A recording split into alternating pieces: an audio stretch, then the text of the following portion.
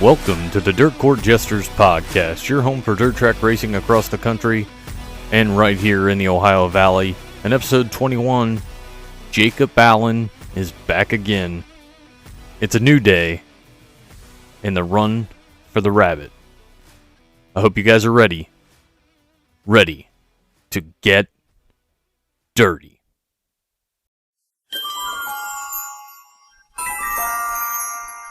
This week in dirt racing history, we're going back to July 4th of 2010, where the Lucas Oil late models would pay a visit to Portsmouth Raceway Park, and Earl Pearson Jr. will get the win. The night before, he won at Muskingum County, and he does it again at Portsmouth.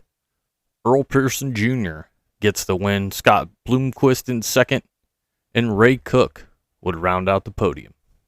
Let me talk to you! This week's talking points. I want to start by talking about Jacob Allen and him not running the Huset's show, but deciding to run with Maverick and IRA in Indiana instead. Obviously, it ended up working out that was probably a good decision on his part, and gets on social media to let folks know he made the right call because of all the rain that forced the Huset's weekend to be canceled. I'm here for Jacob Allen and his social media blast. I'm just waiting on the t-shirts. Backing up to Huset's, there's a bunch of heavy hitters that were there, including Kyle Larson that didn't make the A-Main on Thursday night at Huset's. The car count seemed to be low for some folks' liking. 55 if I remember correctly. I mean, it's a lot of money, but until you're paying $10,000 to start, I don't think you see a significant jump in those numbers. It's still good money, and Huset's is still doing good things. I'm not saying anything to the contrary there. The format and the payout kind of reminds me of the Kings Royal. Obviously, ownership there in Huset's is trying to get that place on the map as far as being one of the crown jewels, and they're doing a hell of a job trying to get to that. It takes time. So hopefully things will continue to work out for them. Obviously, the rain and almost 15 inches I think they got over like 2 or 3 days was not good. Trapped campers, flooded campers in the entire area, including the racetrack. Hate it for those folks that had damage to their camper, and hopefully the facility didn't suffer too much. Curious to see when the High Banks Nationals will get rescheduled. I don't know. I mean, maybe it gets rescheduled and it turns out the date they rescheduled to is the date they needed to be in order to make that the crown jewel they wanted to be. So we'll just have to wait and see how that works out. Talked about a heat cancellation last week as POWRi race in Illinois was canceled. And we're talking about another one. To be fair, there were a few more, but another one specifically this week. For the record, Limeland wasn't the only cancellation due to heat. Hilltop canceled as well. I guess I-96 was talking about it, but drivers decided they wanted to race, so they raced. And I could have certainly missed some. There could have been some others, but there were a lot of tracks around that were dealing with the same thing that just decided to go. Limeland makes himself an easy target. They canceled this week, which was supposed to be the run for the rabbit, due to the heat. And I just got to say, for a track that barely runs 12 times a year, you'd think they want to race those weeks now. We've had the conversations about the school owning the track and the school in turn getting funds from the state to function, and how they don't need to open the gates like everybody else does. But I think if you're only going to schedule 12 to 16 races a year, it's important to get those in when you have them scheduled so your staff, your drivers, your teams, and even the fans know what to expect on a week-to-week basis. My thought was, why not move the start time back and drop a series off so you could still run the race, the run for the rabbit, and maybe whatever series you drop off, you'd pay them double the next time they're at the track. This pushes your start time back, lets it cool off a little bit. You don't have to cram a bunch of stuff in before clock strikes midnight, and I think it would have worked out, but nevertheless, it didn't happen. Unfortunately, Limeland continues to make themselves an easy target. It's upsetting for me, and I know a lot of you. I grew up going to racing there. That's where my passion for dirt racing began, and people talk about Limeland and the fact that the track is is associated with the school and seemingly funded that way. So, like I said, they don't have to open the gates if they don't want to stay afloat where everybody else does. And just hope that the day comes where Langley gets back to the track of old. I can show you folks that what I think could be one of, if not the premier quarter-mile facility in the entire country. Also, Chris Madden announces due to medical issues, he'll no longer be able to run the World of Outlaw late model campaign this season. I think it was a week or two ago that he announced that he wouldn't be running full-time in 2024. I'm guessing there is a connection between these things. Just hoping for the best for Chris Madden moving forward so he can get back to the track. I know that's what he would love to do. And lastly, Angelique Bell continues to improve from that horrible crash with the NARC series, which obviously led to a fire, and she is still hospitalized. Last I saw, there was a picture of her, though. She was awake, smiling, still on some oxygen, still healing up, some breathing treatments, if I remember reading that correctly, and some second-degree burns. So it's good to see that she's up and in good spirits, and hopefully she can get back to the track soon. I want to give a shout out to Victory Fuel. From Throttle Punch to Lucky Lemon. Both flavors are dynamite. 12 packs and 4 packs and even some cool merchandise as well. Go to drinkvictory.com and use the code Gestures10 at checkout to save. Drinkvictory.com and use the code Gestures10 at checkout to save.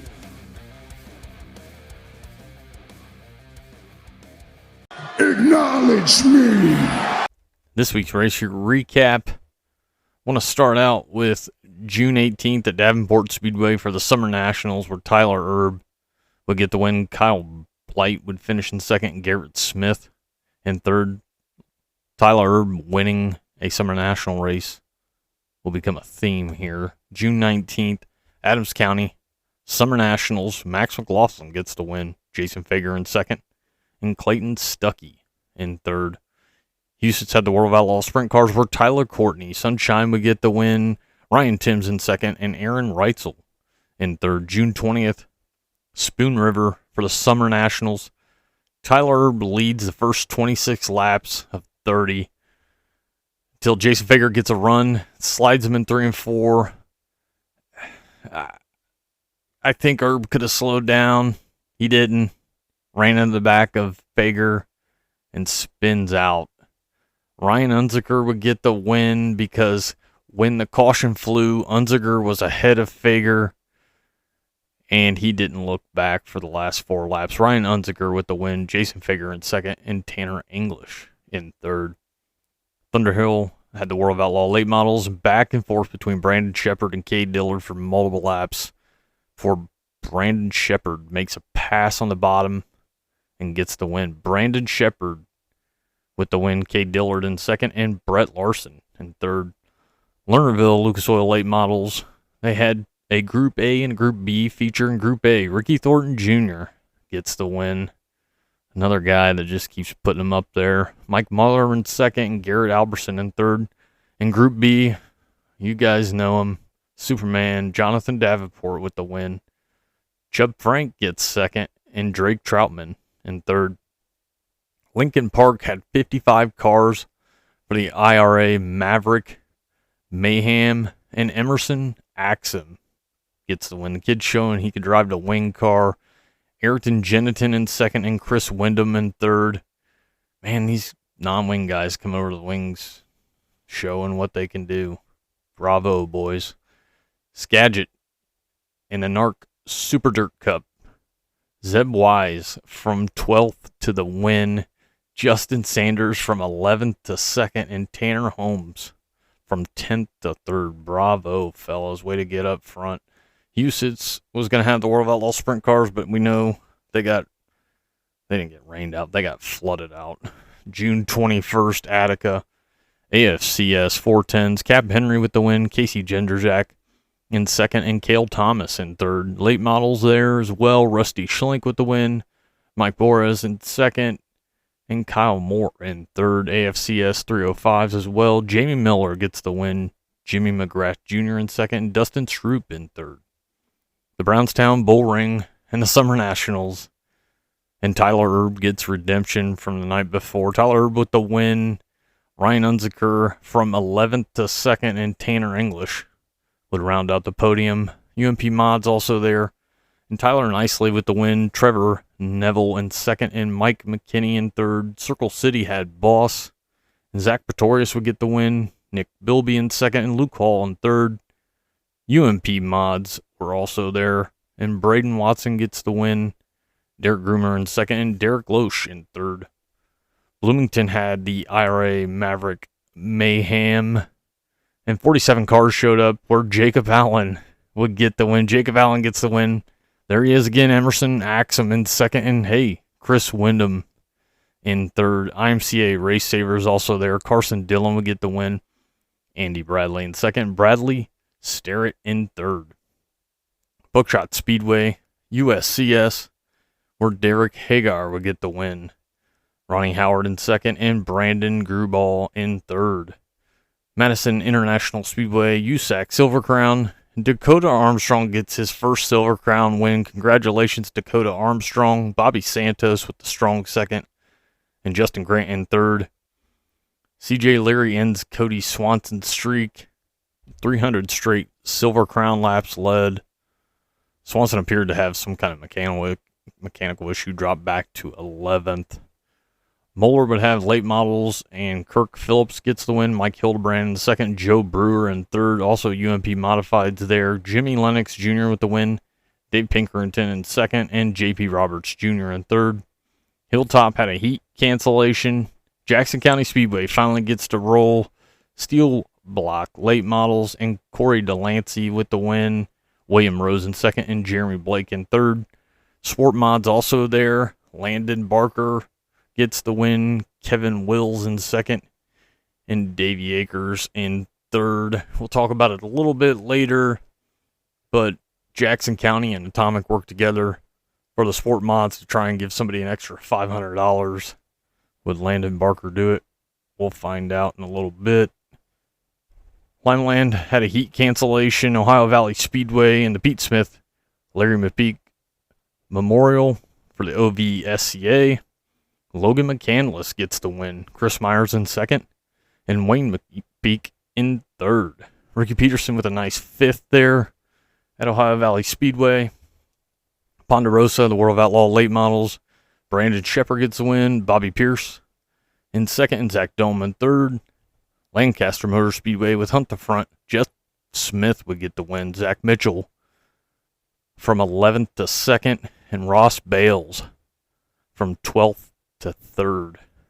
Trey Mills finished 8th from the 26th starting position. So there were guys moving there at Lancaster with Hunt the Front. Lernerville, Lucas Oil late models. They had Group A and Group B again. Group A, Drake Troutman gets his first Lucas Oil win. Kid was emotional, and hey, you can't blame him. Congratulations to Drake Troutman on his first Lucas Oil win. Ross Robinson in 2nd, and Tim McCready in 3rd. Group B in the Ohio Man, Devin Moran gets the win. Mike Marlar in 2nd, and Ricky Thornton Jr. in 3rd. Skagit for NARC Super Dirt Cup. Dominic Gordon wins his first 410 race. Congratulations to Dominic Gordon. Justin Sanders in 2nd, and Corey Day in 3rd. June 22nd, Atomic would have 410s, and they had 6 cars in the pits for this one. Ouch. But hey, win's a win, and Justin Clark got it done. Justin Clark with the win. Ryan Myers in 2nd, and Brian Knuckles in 3rd. Midwest Thunder Midgets also there. Zach Weigel from 6th to the win. Tate March from 8th to 2nd, and Bryce Massengale from 10th to 3rd. We get up front, boys. Modifieds also there at Atomic. Jason Montgomery with the win. Dalton Cheney in 2nd, and Dave Pinkerton in 3rd. Sport Mods. We talked about this earlier. I have to see if he did it. Looking through results, it doesn't look like he took the $500 challenge. And it wouldn't matter. Kevin Wills gets the win. Austin Barker in 2nd, and Davey Akers from 14th to 3rd. Fremont had AFCS 410s where Zess Sabo would get the win. Cale Thomas would finish in 2nd, and Caleb Henry would finish in 3rd. AFCS 305s also there. Logan Royal in first, Jamie Miller in second, and Jimmy McGrath rounding out the podium. Dirt trucks also there. Sean Valenti with the win, Jamie Miller in second, and Dan Henning would round out the podium. Lawrenceburg had Boss, where, to no surprise, Ricky Lewis with the win, Scott Weir in second, and Nick Bilby in third. Modifieds also there, and Matt Hamilton would get the win, Joey Kramer in second, and Nick Snell in third. Mudlick Valley had UMP Mods, $2,000 to win, 18 modifieds on hand, and Kyle Bond would grab the checkered flag. Kenny Johnson in second, and Derek Richmond in third. Tyler County for the Earl Hill Memorial, and $5,080 to win for the late models. Tyler Carpenter gets the win. Jared Hawkins in second, and Colton Burdett in third. Steel block late models were also there for $3,000 to win, and Zach Milby would grab the checkered flag. Wilmot was going to have USAC sprints on hand, but they were rained out. Batesville Motor Speedway had ASCS. And number 95, Matt Covington, sets a new track record with his lap of 12.457, beating the old track record of 13.464 by more than a second. Matt Covington was scooting. Jordan Mallett on the last lap pass, though, would get the checkered flag for the ASCS A-Main. Sam Haferteef Jr. in second, and Matt Covington would round out the podium. Beckley Motor Speedway OVSCA, $4,000 to win. Logan McCandless gets the $4,000. Ricky Peterson Jr. with a nice second place finish, and Jamie Myers would round out the podium. Cherokee Speedway for the Rock Galt Memorial, and $20,000 to win. With Hunt the Front, Zach Mitchell wins $20,000. Ross Bales in second, and Ashton Winger in third. Florence Speedway in Kentucky with $5 general admission and a demo derby on top of the regular show. For the late models, Ethan Toder would get the win. Dustin Noby in second, and Shane Crane in third. Goods Raceway had Mod Lights, and Jimmy Smith would get the win. Logan Lewis in second, and Teddy Williams the second would round out the podium. Silver Bullet Speedway is going to have GLTS, but they decided to cancel the sprint car portion of the race due to the heat. They didn't cancel anything else, just the sprint car portion. Wayne County had their Fast 5 show in the 410 sprint cars. Brandon Spithaler would get the win. Tyler Gunn in second, and Jordan Ryan in third. Late models also there with Kyle Moore getting the win. Jared Gentry in second, and Dave Hornickel in third. Skagit NARC Super Dirt Cup. And the only father-son champions in the 52-year history of the Dirt Cup. Ronnie Day won it in 2000. And in 2024, Ronnie's son Corey Day walks out of Skagit with $79,000 and a Super Dirt Cup championship. Corey Day gets the win. Zeb Wise in second, and Cole Macedo in third. Good runs by all those guys. Enjoy Corey Day while he's here, because I don't think he's going to be here for very long.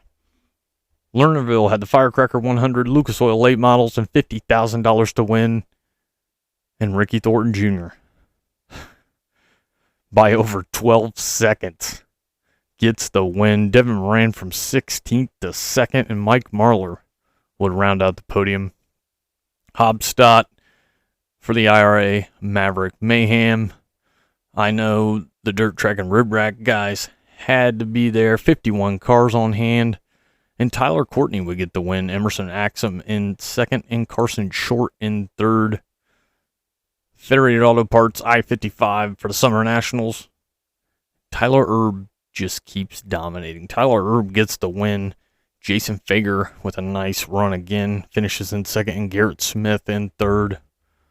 Brownstown for the Hoosier Dirt Classic and the World of Outlaw late models, and Nick Hoffman would get the win. Dustin Sorensen in second, and Bobby Pearson third. And June 23rd, today as we're recording this, Angel Park was going to have USAC sprints. but they've got rained out, and today is the last day of the IRA Maverick Mayhem. They're going to wrap it up at the Terre Haute Action Track. Once again, Dirt Tracks and Rib Racks, I'm sure they'll be there wrapping up 4 great nights.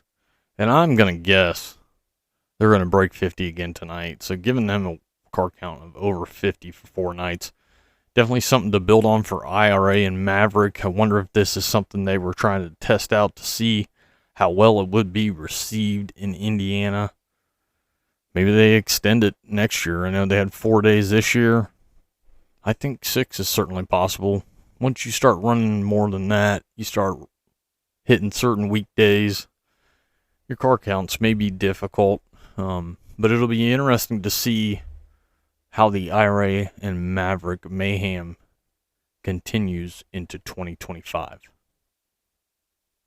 I'm the tower of power, too sweet to be sour. I'm funky like a monkey. Sky's the limit and space is the place. Series, teams, drivers, tracks, dirt media, this is your time and this is your spotlight. Spotlight's on, and this week's spotlight is going to be on Travis the Rabbit Miller. This past week, we were supposed to have the annual Run for the Rabbit at Limaland, honoring the memory of the late Travis the Rabbit Miller. Miller was a regular at Limaland, and he would be behind the wheel of a family-owned orange and yellow number 17M sprint car until he unfortunately lost his life in a motorcycle accident in 2000. I can remember as a kid going to Limaland and being drawn not only to the car for the colors, but there was like a Bugs Bunny head on the car that I can remember. And I think, if I'm not mistaken, Travis's shirt was the first sprint car shirt I ever had as a result. The late Tim Allison, a good friend to Travis and his family, would eventually bring back a similar looking sprint car paint scheme to the race in the annual Run for the Rabbit. The 2023 Run for the Rabbit was run by Tyler Rankin. This year, 2024, will mark the 25th anniversary of the Run for the Rabbit, and that's been rescheduled to Friday, July 19th, 2024. Obviously, if you're not going to be at Eldora that week for the Kings Royal, get to Limaland and support the family of Travis Miller and the Run for the Rabbit. If you'd like to be featured on the Spotlight or have something in dirt racing you'd like to see on the Spotlight, hit me up on X at DirtCoreJester. And remember, the Spotlight is always on. Woo! This week's local coverage. We've been talking about it, and we'll talk about it some more until it's all said and done. Kings Royal Camping has been sold out. You can check with SpeedyCampingandParking.com to see if they've got anything. I would not wait, just as we mentioned with the World 100. World 100 camping around the track's probably gone. Kings Royal Camping, it might still be there. I wouldn't push my luck trying to pull up the week of the Kings Royal, because I don't think it's going to be there. As far as reserve seating for your lawn chair for the Royal, that's pretty much gone as well. And the main grandstands, the last time I looked, was basically sold out. If either of those are your thing, you don't have your tickets, you got to get on it now. Jackson County finally able to open, and they were working with Atomic to provide a bonus to Sport Mod winner for Friday night. If Jackson County winner started 10th or further back Saturday at Atomic and wins, they'd get a $500 bonus.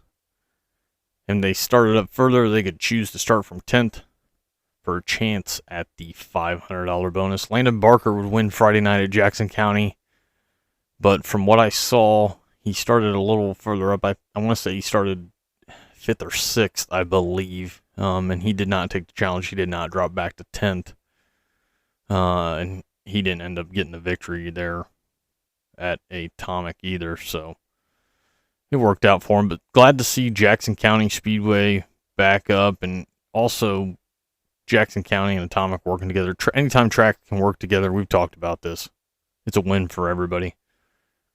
Check out Jackson County /speedway.com for more information.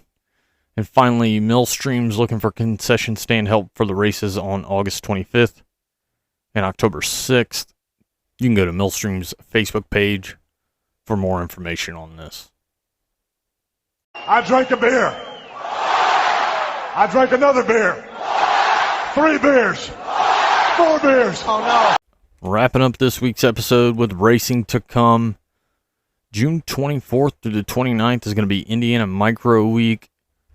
June 24th, Independence Speedway will have the World of Outlaw late models. June 25th, Hamilton County Speedway is going to have the World of Outlaw late models.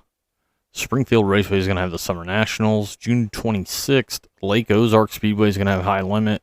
Tri-City in Illinois is going to have the Summer Nationals. June 27th, Circle City is running. Macon Speedway is going to have the Summer Nationals. I-94 is going to have the World of Outlaw late models. June 28th, Attica is going to have the 410s and 305s as well as late models. Farmer City is going to have Summer Nationals. Cedar Lake's going to have the World of Outlaw sprint cars for their showdown in night number 1. Hattiesburg's going to have USCS. Hilltop's running. I-96 is going to have GLSS. Lineland's going to have the Midwest Thunder Midgets and Modifieds. Lucas Oil Speedway is going to host the Diamond Classic night number 1 with High Limit.